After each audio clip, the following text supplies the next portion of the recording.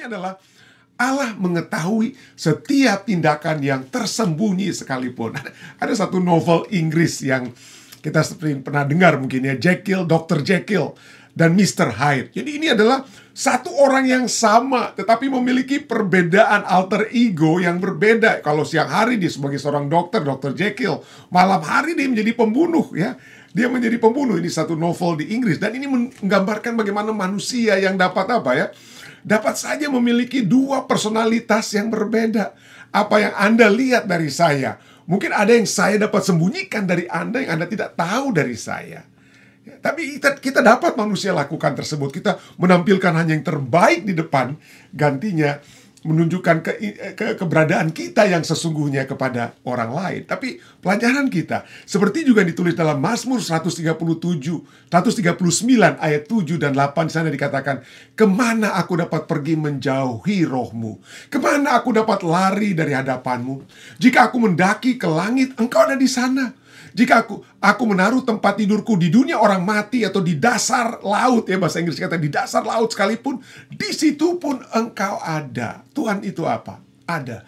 Tuhan mengetahui. Kita tidak dapat menyembunyikan keberadaan kita, ya. Kita dapat memiliki personalitas yang berbeda yang kita sembunyikan, tapi Tuhan mengetahui. Ada seorang televangelis ya, pengkhotbah yang biasa muncul di televisi ya, yang bernama Jimmy Swaggart yang beberapa waktu lalu telah meninggal dunia. Jimmy Lee Swaggart yang lahir tahun 1935, dia adalah seorang pendeta yang terkenal, pendeta Pantekosta di Amerika Serikat ini yang terkenal, dan penulis, televangelis. Dia pada saat masa-masa jayanya dia mulaikan dengan TV stationnya di tahun 1975 ya. Dan pada saat itu, dari tahun 1975, dia itu terkenal sekali karena begitu banyak khotbah-khotbahnya itu disiarkan di televisi-televisi. Pada saat itu pada masa jayanya itu ada sekitar 3.000 stasiun televisi di seluruh dunia di tahun 1980-an yang menyiarkan tentang apa? Menyiarkan tentang khotbah-khotbah daripada Jimmy Swaggart ini. Tetapi satu saat tentu bagi Anda yang pernah mendengar tentang Jimmy Swaggart, Anda dapati bagaimana dia telah apa? Dia dalam kelemahannya dia telah jatuh, dalam arti dia mengadakan apa? Mengadakan hubungan bukan dengan istrinya tetapi dengan pelacur ya, dengan pelacur. Dan pada saat itu di tahun 1988 ya, dia pada saat dia istilahnya ditangkap, ketahuan ya bahwa dia melakukan bermain dengan pelacur, maka ini dia katakan ya di bulan Februari tanggal 21 tahun 1988, dia katakan, aku telah berdosa kepadamu Tuhanku. Dia di depan umum, di depan ya, dia berkata seperti itu, aku telah berdosa kepadamu Tuhanku, dan aku akan memohon agar darahmu yang berharga itu membasuh dan membersihkan setiap noda sampai berada di lautan kelupaan Tuhan, untuk tidak diingat lagi terhadapku. Dia minta maaf pada Tuhan. Tapi sayang sekali, tentu saja ya, dalam manusia kita semua dapat jatuh juga seperti Jimmy Swaggart ya, kalau tidak memiliki satu hubungan yang terus-menerus setiap hari dengan Tuhan. Maka seperti Jimmy Swaggart, dia kemudian jatuh kembali. Berapa kali dia jatuh kembali ya. Dan pada akhirnya di tahun 1991, pada saat dia jatuh tersebut ya, pada saat dia di interview, apa yang dia katakan? Gantinya dia memohon pengampunan dosa. Apa yang dia katakan?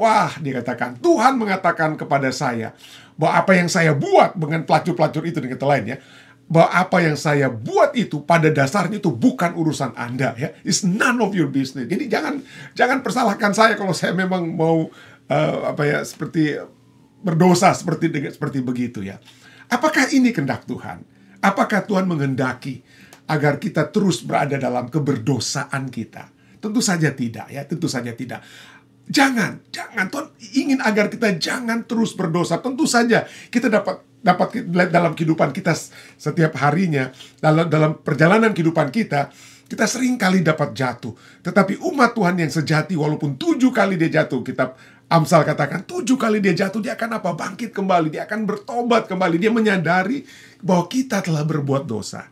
Ya, kita berbuat dosa dan kita minta ampun dari Tuhan. Dan mohon kekuatan Tuhan agar supaya kita jangan apa? Jangan berbuat dosa lagi.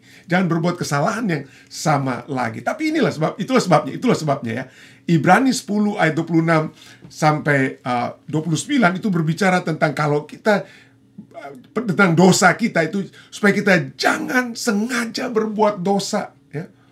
Sebab itu jika kita sengaja berbuat dosa, dikatakan, sesudah memperoleh pengetahuan tentang kebenaran, maka tidak akan ada lagi korban untuk menghapus dosa itu. Tidak ada lagi. Jadi ada dosa yang apa? Dikatakan sengaja berbuat dosa, ya.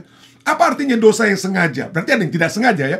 Dosa yang sengaja artinya apa, ya? Yaitu keep on sinning. Go on sinning. Terus menerus kita apa? Lakukan dengan secara sengaja. Itu dari kata hekosios, ya. Dari kata Ibrani atau kata Greka, maksud saya Yunani, hekosios. Artinya knowingly, willingly, ya. Dengan sadar, dengan sukarela, secara spontan, dengan sengaja. Jadi Alkitab berbicara dengan ada dosa yang kita lakukan secara sengaja dan yang secara tidak sengaja, accidental, ya. Knowingly yang secara sengaja, dan yang ada tidak sengaja. Anda bisa baca itu dalam Bilangan 15 ayat 24 dan 27, Yosua 20 ayat 3 dan ayatnya 9. Ada dosa-dosa yang kita apa? Terus-menerus kita lakukan. Yang terus-menerus kita sengaja, kita tahu bisikan Roh Kudus sudah katakan jangan kita berbuat dosa lagi. Gantinya kita minta Tuhan tolong berikan kekuatan kepada saya supaya saya dapat mengalahkan dosa ini. Tapi kita terus melakukannya. Kita lupa bahwa Tuhan apa? Tuhan mengetahui seperti tadi kita sudah baca ayatnya. Di mana saja kita berada, mau kita naik ke gunung yang tertinggi sekalipun, atau berada di dasar laut, di dunia orang mati sekalipun, Tuhan ada di situ. Tuhan mengetahui. Kalau Anda pergi ke kantor pusat dari General Conference atau kantor pusat Advent, ya, yang ada di Maryland, ya, Amerika Serikat ini, maka di situ ada satu lukisan, ya. Dan yang di lukisan yang dibuat oleh Alfred Lee, ya. Judul daripada lukisan tersebut adalah Christ of the Narrow Way. Lukisan ini ada di satu tembok yang besar sekali, ya, di salah satu ruangan di kantor pusat Gereja Pasca hari ke-7, ya. Dan yang menarik daripada lukisan ini, dari sudut mana saja Anda berada, lukisan ini, ya, pada saat Anda berada di sebelah kiri atau di sebelah kanan, maka Anda bisa melihat mata Yesus itu melihat kepada Anda. Sepertinya memang mengikuti. Itulah keistimewaan daripada lukisan yang dibuat oleh Alfred Lee ini. Yesus yang melihat keberadaan kita. Yesus yang melihat di mana saja kita berada, dalam kita mau berada di sebelah kiri atau sebelah kanan daripada lukisan tersebut, ya.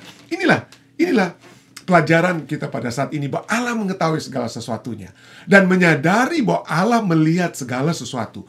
Bahkan hal-hal tersembunyi dalam hidup kita seharusnya mendorong kita untuk hidup dalam integritas, dalam pertobatan, dan dalam kekudusan.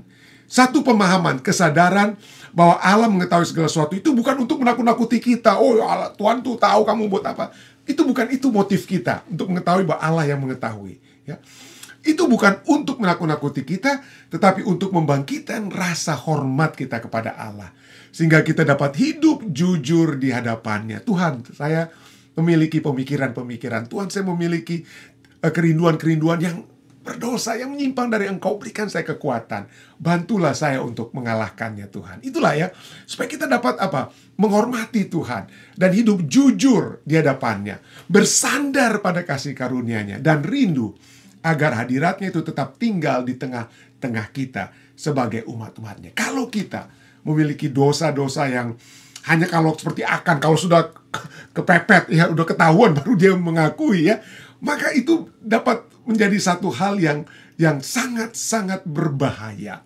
C.S. Lewis, seorang penulis Kristen, menyatakan bahwa every uncorrected error, setiap kesalahan yang tidak diperbaiki dan dosa yang tidak ditinggalkan. Kalau dosa itu tetap ada, kita tidak mau tinggalkan, kita sayang dosa kesayangan tersebut, ya, kita tidak mau tinggalkan, maka apa yang akan terjadi? Pada hakikatnya, dosa yang kita sayang itu akan menjadi sumber kesalahan baru dari dosa-dosa lainnya, ya. Jadi itu adalah sumber kesalahan baru dan dosa baru yang mengalir hingga akhir zaman. Kita akan terus-menerus kalau kita tidak tinggalkan, minta kekuatan surga untuk tinggalkan, maka dosa kesayangan itu akan menyebabkan kita memiliki dosa-dosa lainnya yang membawa kita kepada kehancuran.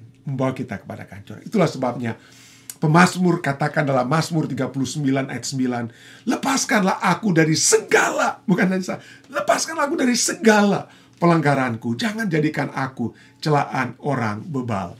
Doa kita haruslah seperti yang ditulis dalam Mazmur 139 ayat 1. Satu iman, satu keyakinan bahwa Tuhan, Engkau menyelidiki dan mengenal aku. Dan di ayat 23 dan 24 katakan, Selidikilah aku ya Allah, dan kenalah hatiku. Ujilah aku dan kenalah pikiran-pikiranku. Lihatlah apakah jalanku serong, dan tuntunlah aku di jalan yang kekal. Saya berdoa dalam menghadapi pencobaan demi pencobaan setan yang sering kali menjatuhkan kita. Kita akan selalu mengingat firman Tuhan. Kita selalu membuka hati kita terhadap bisikan Roh Kudus yang menyatakan, "Hei, Pendeta Rantung," atau siapapun kita ya, Anda telah melakukan satu hal yang bertentangan dengan kehendak Tuhan. Hal yang Anda lakukan itu akan memberikan konsekuensi bukan hanya kepada diri Anda sendiri, tapi kepada keluarga Anda, kepada sahabat Anda, komunitas Anda. Tinggalkanlah. Mintalah kepada Tuhan kekuatan agar kita dapat mengalahkan dosa-dosa tersebut. Kiranya ini dapat menjadi bagian yang indah bagi kita semua. Saya mengundang kita semua pada saat ini untuk bersama-sama kita menundukkan kepala dan berdoa agar tuntunan dan kekuatan surga untuk mengalahkan dosa-dosa itu dapat menjadi bagian kita semua.